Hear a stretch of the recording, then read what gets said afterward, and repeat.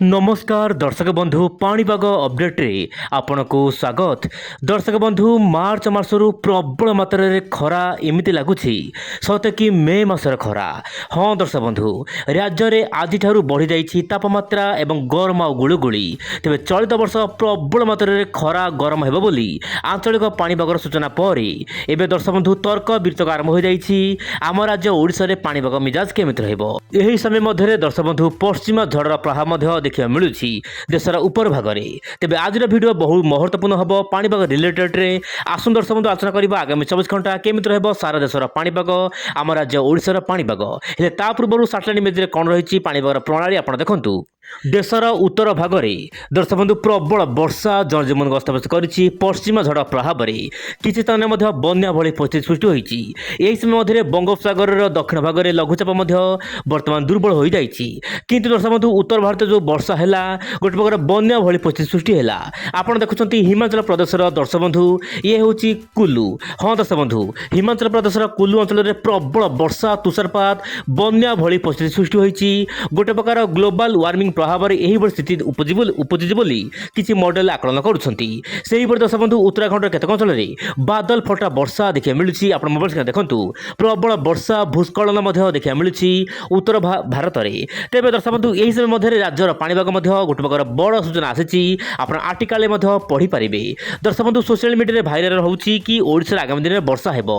तेबे दर्शक बंधु ओइंडिया चैनल रे एवं आंचलिक पाणीपाग कोन सूचना दैछि आपण सामने रखियो चाहिबे। आपण देखंतु दर्शक बंधु rainfall forecast for next 7 days. दर्शक बंधु 7 दिन मध्य पाग मुख्यतः शुक्ल रहिबो। दर्शक बंधु ओडिशा विभिन्न अंचल में पाग मुख्यतः शुक्ल रहिबो।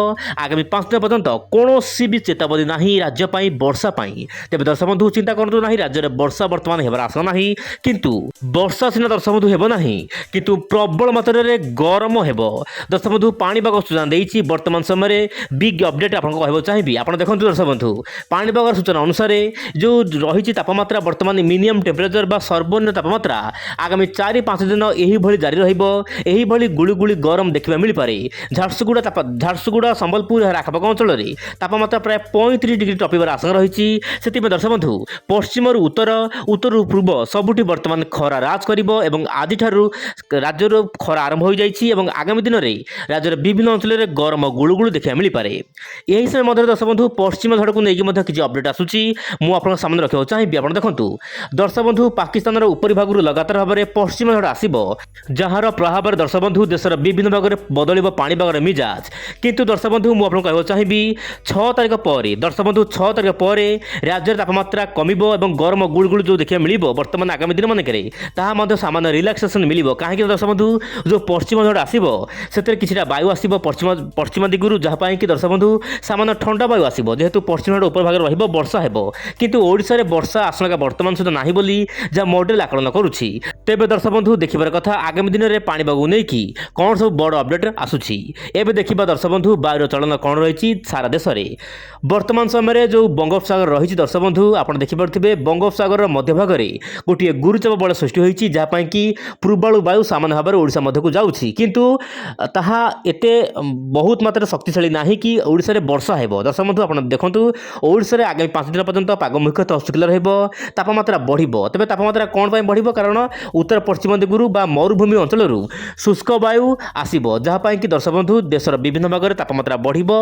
ओडिशा तापमात्रा बढ़िबो किंतु पश्चिम झड़ प्रभाव में आपणकर जेमिति रहुछि राजस्थान ताहा सहित उत्तर प्रदेश जम्मू काश्मीर लद्दाख एमिति कि दर्शक बंधु बिहार केतक अंचल मध्ये हल्का फुल्का वर्षा देखा मिल पारे।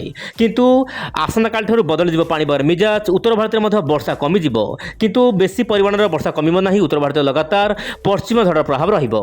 एबे दर्शक बंधु जो बंगोपसागर सृष्टि होइतिला लघुचाप आपण देखंतु वर्तमान ता आरब सागर को चली जाइछि एवं यार प्रभाव वर्तमान भारत पर नाही किंतु गोवा केरल आखपाख अंचल में हल्का रु मध्यम धरण वर्षा हेबा पई पाग अनुकूल रही पारे। आपण मॉडल देखंतु दर्शक बंधु आसना काली वीडियो में जानिथिले जीपीएस मॉडल अपडेट। एबे जानिबा दर्शक बंधु नापजिम मॉडल रो कोन रहिछि बड़ अपडेट। आपण देखंतु नापजिम मॉडल कहूछि दर्शक बंधु वर्तमान उत्तर पूर्व भारत में वर्षा हेबो जेमिति कि अरुणाचल प्रदेश सिक्किम या सहित आसाम रो केतक अंचल में मध्यम प्रबल वर्षा हेबो किंतु दक्षिण ଭାରତ ଗୋଆ କେରଳ ତାମିଲନାଡୁ ଏହାର ଆଖପାଖ ଅଞ୍ଚଳରେ ହାଲକା ଫୁଲକା ବର୍ଷା ଦେଖିବାକୁ ମିଳିପାରେ କିନ୍ତୁ ଓଡ଼ିଶା ସହିତ ଦେଶର ବିଭିନ୍ନ ଭାଗରେ ତାପମାତ୍ରା ବଢ଼ିବ ଏବଂ ଗରମର ଗୁଳୁଗୁଳି ଆଗାମୀ ଦିନରେ ହ୍ରାସ କରିବ।